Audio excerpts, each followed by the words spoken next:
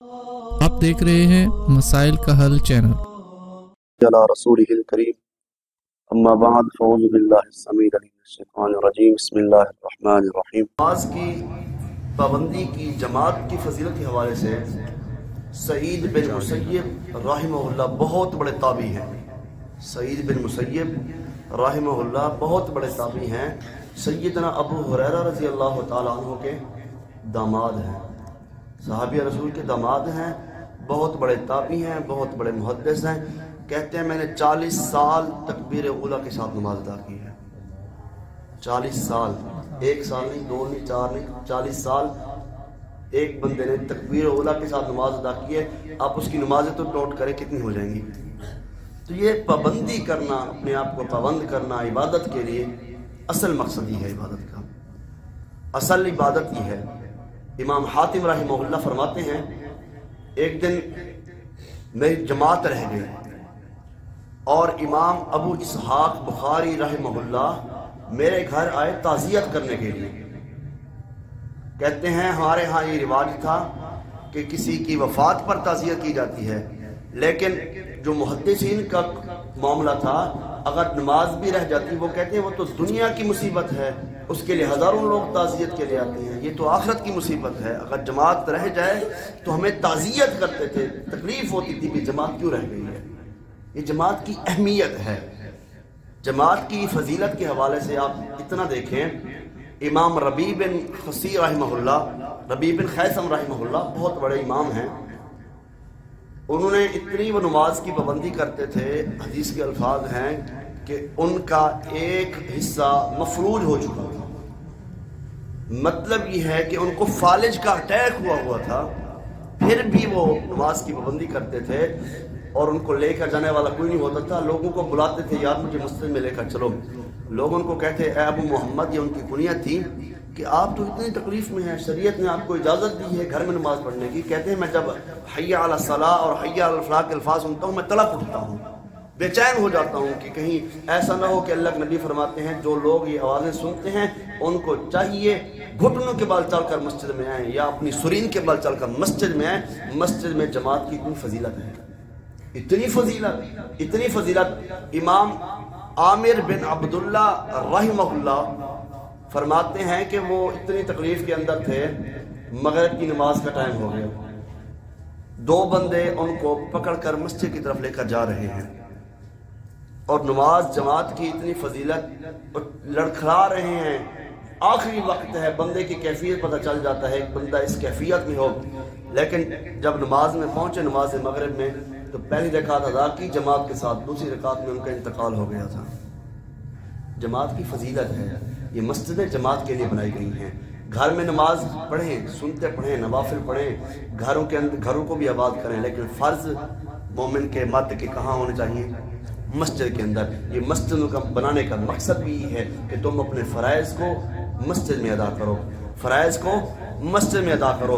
तो इसलिए इमाम उबैदुल्लाह बिन उमर रहमहुल्लाह इमाम बुखारी के उस्ताद हैं। इमाम बुखारी कोई आम नाम नहीं है।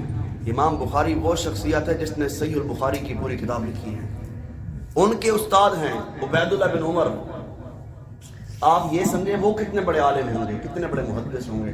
कहते हैं एक दिन मेरी इशा की जमात रह गई। इशा की नमाज छोड़कर लोग सोने वाले, नमाज को न पढ़ने वाले, लेट पढ़ने वाले, जमात को छोड़ने वाले। अल्लाह के नबी अलैहिस्सलाम मुझे फरमान याद आए, आपने इशा की जमात रह गई आपकी। तो कहते हैं मैं फिर मेहमान आए हुए थे, मेहमानों को डील किया, फिर मैं मस्जिदों में गया तो मस्जिदें बंद हो चुकी थी, अब जमात निकल चुकी थी मेरी।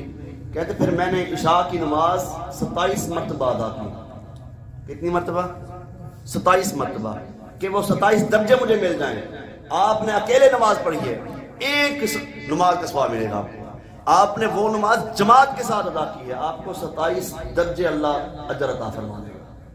एक दर्जा की दर है, सवाब मिलेगा, अकेले पढ़ने का सवाब मिलेगा, सिर्फ एक नमाज का। जमात के साथ पढ़ोगे 27 दर्जे मिलेंगे, मिसवाक करके पढ़ोगे 54 नमाजों का सवाब मिलेगा, दर्जे बढ़ते जाएंगे। वो इमाम उबैदुल्लाह बिन उमर रहमहुल्लाह फरमाते हैं फिर मैंने 27 मरतबा नमाज अदा की इशा की, और हमें एक मरतबा पढ़ना दुश्वार हो जाता है। ایک شخص نے 27 مرتبہ ایک نماز کو ادا کیا ہے.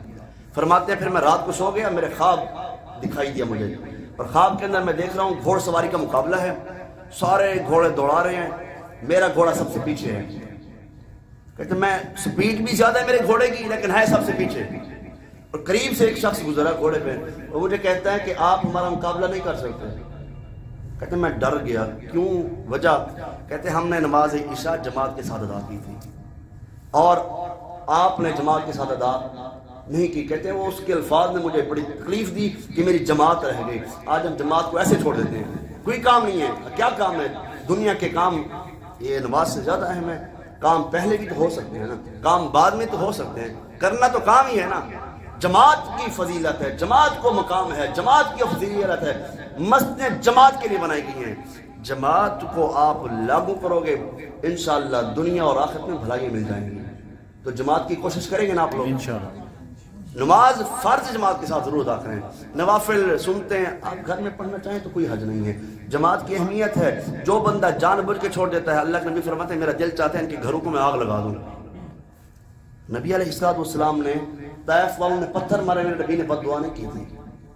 آپ یہ الفاظ نوٹ کریں, طائف والوں نے پتھر مارنے کے باوجود پیغمبر کائنات نے بد دعا نہیں دی, لیکن جان بوجھ کر نماز چھوڑنے والے کو میرے نبی نے کہا میں ان کے گھروں کو آگ لگا دوں, ان کے گھر ہلاک کر دوں, یہ تباہ ہو جائیں جس نے جماعت چھوڑ دی. حضرات جماعت کی فضیلت ہے تو جماعت کی فضیلت کو ہی اپنانا چاہیے. انسان کبھی سفر میں ہوتا ہے, تکلیف میں ہے, ایک بندہ مسلسل جماعت کے ساتھ نماز پڑھتا ہے اور کبھی اس کی لیٹ ہو گئی ہے تو وہ اکیلا ہے, وہ خود تکبیر پڑھ کے جماعت اپنی پڑھ سکتا ہے تو اس کو بھی اللہ جماعت کا ثواب عطا فرما دے گا. لیکن اس کا معمول نہ ہونا. ایک شخص نے کہا اللہ کے نبی وہ ایک صحابی ہیں, وہ پہاڑ پر نماز پڑھتے ہیں, بکریاں چانے والا صحابی پہاڑ پر نماز پڑھتا اکیلے, اذان بھی اکیلے دے رہا ہوتا ہے, جماعت بھی اکیلے نماز پڑھ رہا ہوتا ہے. نبی علیہ السلام فرماتے ہیں اس کے لیے مجبوری ہوگی, پہاڑ سے اترنا مشکل ہوگا, تو اگر وہ اکیلے پڑھتا ہے ہو سکتا ہے اس کے پیچھے فرشتے نماز ادا کرتے ہوں. یہ اعزاز ہے, جماعت کی فضیلت ہے, جماعت کو اپنانا چاہیے. اللہ مجھے اور آپ کو عمل کرنے کی توفیق عطا فرمائے. وآخر دعوانا الحمدللہ رب العالمین.